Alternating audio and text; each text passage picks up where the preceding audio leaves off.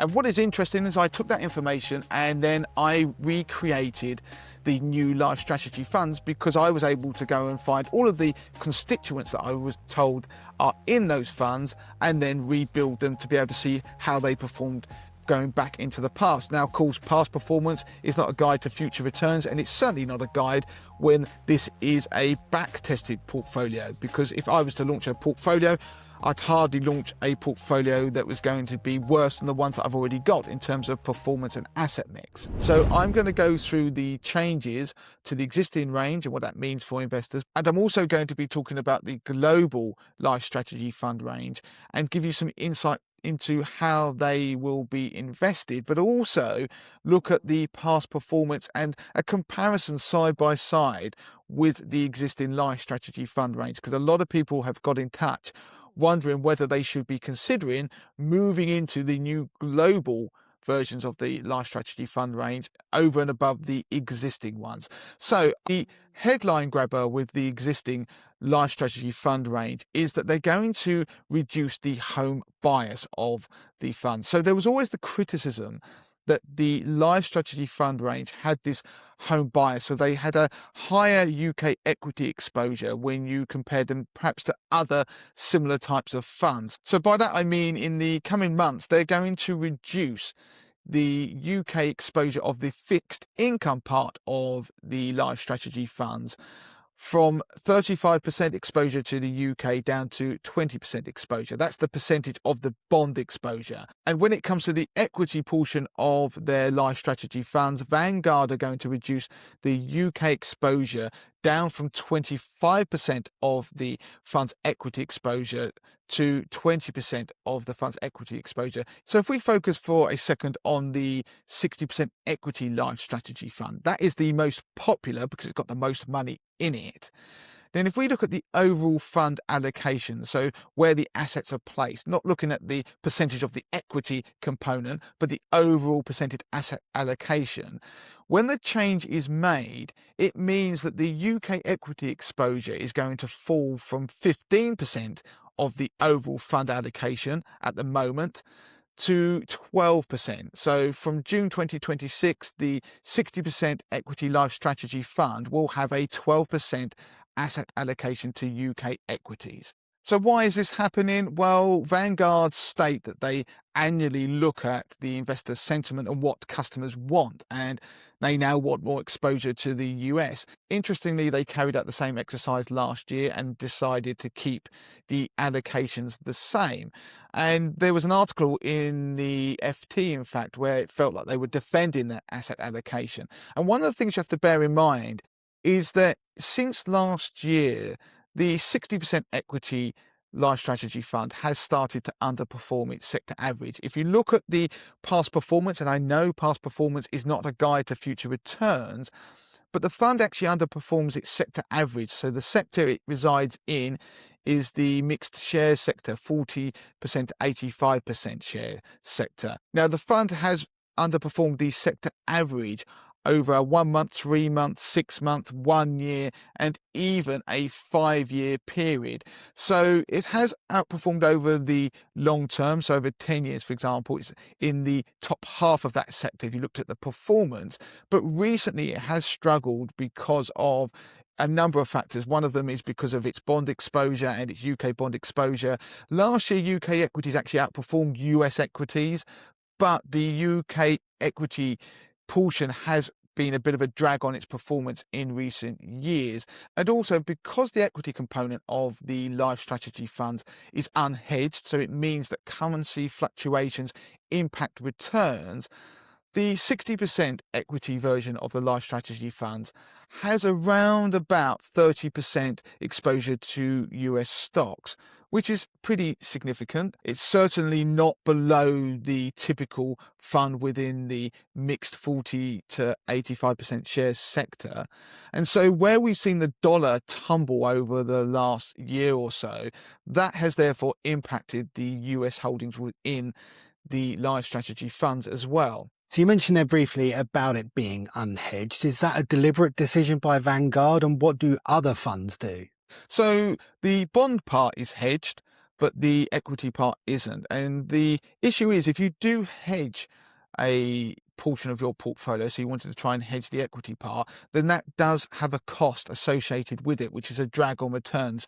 So there is a mix between funds. A lot of funds don't necessarily hedge their equity exposure because of that cost, but there are some that will partially hedge. So it's not unusual that it doesn't, but it has had an impact on portfolio returns. So Vanguard argue that the change now reflects the customer demand, and it does still give that slight bias towards UK equities that UK investors apparently like. What is interesting is that it's also come at a time, coincidentally, when UK equities are starting to outperform US equities, certainly from the back end of last year into this year, because we've seen a bit of a sell America trade and what they're calling the debasement trade. So we are seeing Vanguard make this change at a point when UK equities are looking like they're having a bit of an upturn, but that may change. So perhaps the bigger story is the launch of the new Global LifeStrategy funds. Now, these funds don't have a tilt, so they don't have this bias to UK assets. And as such, UK shares will make up just 3.4% of the equity portion of the LifeStrategy Global funds. There are going to be versions just like the LifeStrategy funds that are currently available, so the 20% equity version, 40%, 60%, 80%, 100%. But at the moment, the fund fact sheets aren't available if you go onto the Vanguard website because they're only just being launched, and we don't have any past performance information. So what I did is I decided to get in touch with Vanguard directly, and I asked on their chatbot about the asset mix of the new funds, even though the information is not available on their website. And I'm putting on screen a list of the asset allocations for the different global equity funds that I was given by Vanguard. So ultimately, when the fund fact sheets come out, it may differ from this information, but this is the information that I was given. And what is interesting is I took that information and then I recreated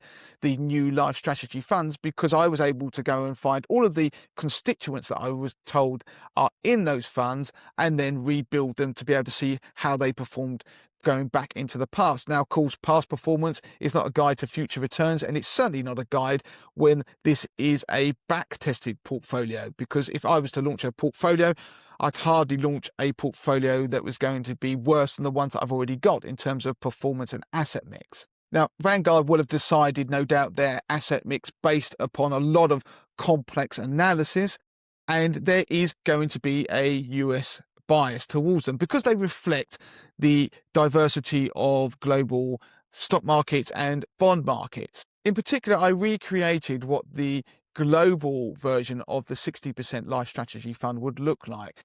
And in the end, the equity component that's exposed to US equities is going to be around about 40% of the fund's total assets.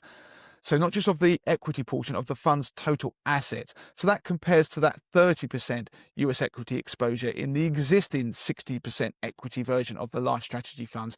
So the new funds will have that US skew because of the way that global equity markets are skewed towards US markets. If you look at any global equity fund, you will see that it's largely made up of US equities. By contrast, the UK equity component of the 60% global equity LifeStrategy fund is going to probably fall to about 2% of the total assets within the fund. So there's a definite shift. There's going to be marginally more emerging market exposure and marginally more Japanese equity exposure if the fund mix that I've been given is correct. So what about the performance of the global LifeStrategy 60% equity fund, how that compares to the existing 60% LifeStrategy equity fund? Now, with the caveat that I have back tested this is something that I've made based upon information that I got from Vanguard. So this won't be reflective of anything that's actually happened because the fund didn't exist, but I've recreated the portfolio by looking at the performance of the constituents within it. And you can see charts showing these figures on screen now. Interestingly, the 1-year return for the standard 60% equity LifeStrategy fund is about 10.3%, which is lagging the sector average. The new global version would have a 1-year return of about 8.81%. And that's because of the reasons that I've already mentioned, which is the US equity component is larger and it's been a bit of a drag on performance of portfolios within the last year compared to UK equities, for example. If we look at the 3-year return, then the existing LifeStrategy fund 60% equity version is about 28.7%. The reconstructed version, which will be the global 60% equity fund, is about 35.3%. And looking at 5-year returns, then the existing 60% equity fund is 31.81% versus my reconstructed global version of 42.08%. So you can see that, of course, it would have benefited from that larger US equity exposure over the last 5 years. When it comes to volatility, then the volatility measure of the current LifeStrategy fund is 7.81% over the 5-year period. Looking at the new version, it would be 9.21%. So the new version is more volatile if you back test it. So when it comes to other investment statistics, so take alpha, for example, which gives you the value added over a fund's benchmark for the 60% equity LifeStrategy fund, then that's about 0.87 over the 5-year period. If you look at the global version, it would be 2.34. Again, with the same caveats, this is something that I've reconstructed to see maybe how it would have performed in the past. When it comes to beta, which is the sensitivity to the market movements, then they both have a similar beta, so they react in a similar way. So when the markets go up, then the funds react in a similar way, and when the market goes down, it's a similar reaction to the assets that they're exposed to. So when it comes to Sharpe ratio, which is a particular favorite measure of mine, which gives you an idea of the reward you get for the extra sort of unit of risk that someone will take, then the new global version over the last 5 years would be higher. So that is something that suggests that the risk-adjusted returns would be better. And Sortino, which is more focused on the downside, then it's marginally better again on the new global version. So what you're looking at is a fund that is going to behave in a way that's different to the existing fund range. And that's because the asset mix is far more global and because of that exposure to US equities. As I've mentioned, the LifeStrategy funds are incredibly popular, and I even have invested in them myself. And they are the darlings of the online investment community, particularly those who follow the FIRE movement, the Financial Independence Retire Early movement. So invest and forget. And these global versions just give people another version of this incredibly popular strategy, but that reflects more of what's going on in the real world in terms of the market makeup. The bias towards UK equities and UK assets has held the existing portfolios back in the last year to 18 months. And when you looked at the performance over the last decade, which I do excessively, it had been one of the top quartile performers within its sector up until that point. But the drag of the UK equity exposure and the UK bond exposure has started to gain more criticism online. And so for me, it seems like this launch is a reflection of that, to give people more choice and to reflect people's wish to be exposed globally. And I think it perhaps reflects the fact that the returns, particularly those driven by things like the AI theme, are being missed out on somewhat by the existing LifeStrategy fund range. Now, in the past, I've done a number of videos and podcasts on Vanguard funds, including some of the drawbacks and also some viable alternatives for people who just wanted to diversify their portfolio away from the LifeStrategy funds, but they liked the makeup and the performance, but they wanted to diversify for protection under the Financial Services Compensation Scheme. I'll put links to those in the notes of this show. But fundamentally, what we have here, the same drawbacks or the same issues with Vanguard funds. So the new fund range has removed that home bias criticism completely by being globally diversified, which is a positive. It gives investors more choice if they really like what Vanguard are doing with the LifeStrategy fund range. There is still the currency issue, and you have to point out that if the US dollar, for example, continued to fall and US equities were underperforming as well, that would drag on the new fund range because of that increased US equity exposure. But of course, the converse is true as well, which would be a positive. So let's say the US dollar strengthened and US assets outperformed their global peers, then the new fund range would benefit. And the other thing to point out is that they are generally focused at large cap level. So there isn't a lot of small cap exposure if you wanted exposure to that part of the market in the UK or the US.